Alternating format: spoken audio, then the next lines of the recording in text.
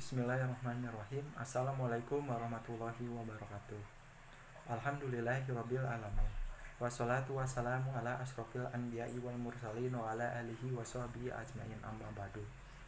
Puji dan syukur marilah kita panjatkan kehadiran Allah Subhanahu wa taala atas limpahan rahmat dan hidayahnya. Kita masih diberikan kesempatan, kesehatan, nikmat oleh Allah untuk menjalankan segala perintahnya dan menjauhi segala larangannya. Perkenalkan, nama saya Rafli Firdaus. Saya dari Prodi Ilmu Pendidikan Agama Islam, Fakultas Pendidikan Ilmu Pengetahuan Sosial, Universitas Pendidikan Indonesia. Akan menjelaskan sedikit ataupun akan mereview sedikit mengenai suatu buku tafsir yang berjudul yaitu Tafsir Surat. Buku yang akan saya review adalah buku berjudul Tafsir Surat Al-Fatihah karya Profesor Dr. Nasyruddin Baidan. Ini bukunya. Ini. Dan jumlah halamannya itu ada 149 halaman. Nah, di dalam buku ini dijelaskan ada 7 bab yang saya lihat, ada 7 bab. Nah, dari 7 bab itu ada yang menjelaskan mengenai asal mula kenapa turunnya surat Al-Fatihah, lalu penamaannya dari mana, terus dari situ juga ada kayak penjelasan arti per ayat-ayatnya gitu, seperti itu.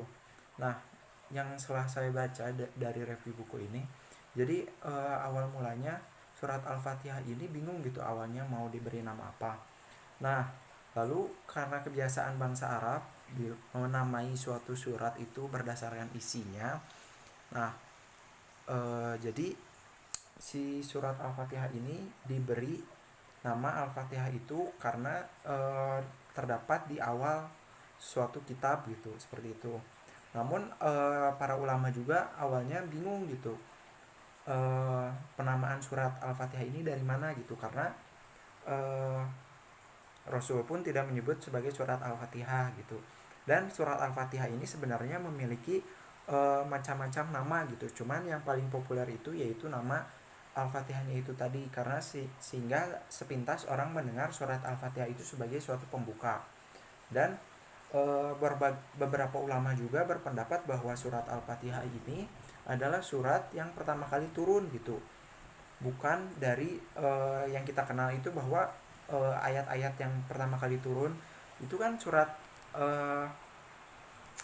yang surat Al-Alaq ayat 1 sampai 5. Namun beberapa ulama berpendapat bahwa surat Al-Fatihah ini adalah surat yang pertama kali turun gitu. Maksudnya itu pertama kali turun itu yaitu surat yang secara lengkap diturunkan gitu, yaitu surat Al-Fatihah ini. Lalu Profesor Dr. Nasyruddin Baidan juga menjelaskan bahwa apabila kita ingin mengetahui isi atau inti lengkapnya dari suatu Al-Quran, kita dapat melihatnya dari Al-Fatihahnya itu tadi gitu, bahwa Al-Fatihah itu mengajarkan kita untuk tauhid, untuk menjauhi segala larangannya, dan menjalankan segala perintah Allah itu tadi gitu, dan juga mengesahkan Allah seperti dengan menyebut nama Allah yang Maha Pengasih lagi Maha Penyayang. Nah, itu pun disebutkan bahwa di dalam Al-Quran itu intinya itu kita itu harus mengikut sertakan Allah dalam segala kegiatan kita. Nah, dalam buku itu juga dijelaskan bahwa dalam buku ini apabila kita ingin tahu intinya dari Al-Fatihah, kita tinggal mempelajari dari ayat pertamanya yaitu Bismillah.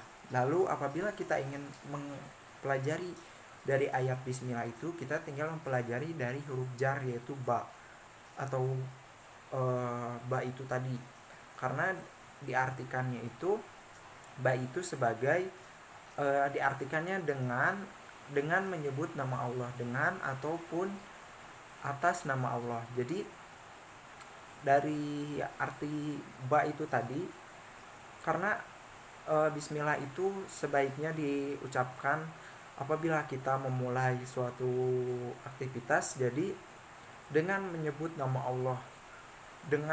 Nah, arti kata dengan itu apabila kita melakukan segala aktivitas itu selalu selalu bersama ataupun diridhai oleh Allah Subhanahu wa taala itu tadi. Nah, selain itu dengan atas nama. Nah, jadi segala perbuatan yang kita lakukan itu tanggung jawabnya yaitu kepada Allah seperti itu. Lalu dalam buku ini diperintahkan bahwa sebelum kita membaca Al-Fatihah maka kita diwajibkan untuk membaca kalimat ta'awudz atau memohon perlindungan kepada Allah, karena sesungguhnya setan itu telah diperbolehkan atau diizinkan oleh Allah, diberikan lisensi oleh Allah untuk menggoda umat manusia atau keturunan cucu Nabi Adam. Namun Allah menjanjikan atau menjamin tidak akan bisa menggoda orang-orang yang beriman. Nah, selanjutnya saya ingin melanjutkan kembali mengenai tafsir Bismillah. Nah, mengapa Bismillah ini sangat sakral dalam Al-Fatihah? Karena dalam Bismillah ini terdapat suatu nama yaitu Ilah atau Allah yang apabila dihilangkan hurufnya satu persatu menjadi dia yang pada ujungnya dia gitu dalam suatu huruf. Nah, itu pun sebenarnya bahwa dijelaskan bahwa sebenarnya tekad ataupun keimanan dalam diri seseorang itu telah ada sejak zaman dahulu gitu, ataupun terdapat dalam dirinya sendiri gitu, bagaimanapun itu gitu. Karena apabila kita melihat suatu peristiwa tentang Fir'aun dan tentang orang-orang yang berada di dalam kapal gitu. Nah, Fir'aun pada saat dia tenggelam, maka dia walaupun dia seseorang orang yang kafir gitu, nah dia tetap meyakini gitu bahwa sesungguhnya Allah itu ada gitu. Nah, selain itu contohnya juga seperti orang-orang yang dalam kapal gitu yang terombang-ambing di lautan. Apabila mereka terombang-ambing, mereka merasakan begitu bahwa sesungguhnya ada orang ataupun ada suatu zat yang dapat melindungi mereka seperti itu. Nah, jadi kata bismillah ini yang pertama, bismillahnya itu tadi yang telah dijelaskan dengan menyebut nama Allah atau atas nama Allah, dapat diartikan apabila segala aktivitas kita itu kita merasa bahwa segala aktivitas kita itu bersama dengan Allah dan dipertanggungjawabkan kepada Allah sehingga kita mendapatkan berkah dari Allah. Lalu kata ilah.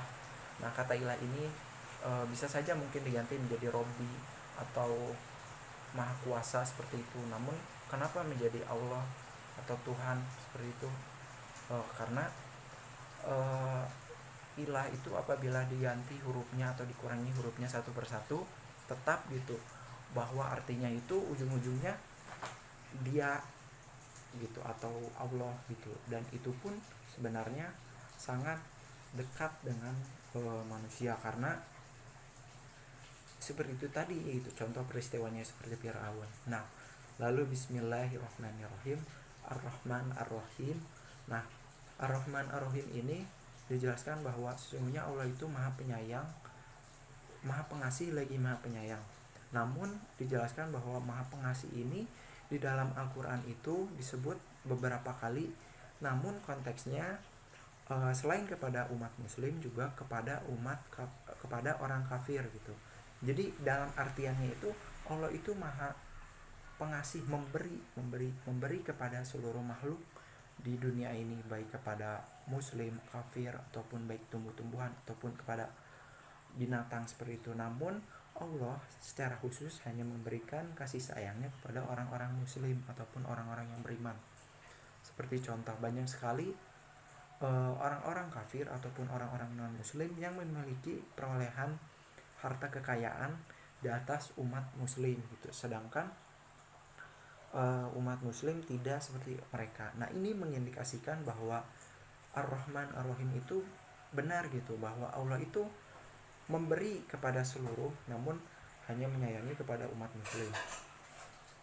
Nah, dalam suatu arti bahasa pun sama gitu, bahwa Ar-Rahman itu berasal dari suatu kata yang umum gitu atau mencakup banyak hal, dan itu bisa dilihat dengan yaitu tadi gitu. Sedangkan rohim itu suatu kata yang berasal dari suatu kata khusus, sehingga pada akhirnya hanya akan khusus bagi orang-orang muslim itu tadi.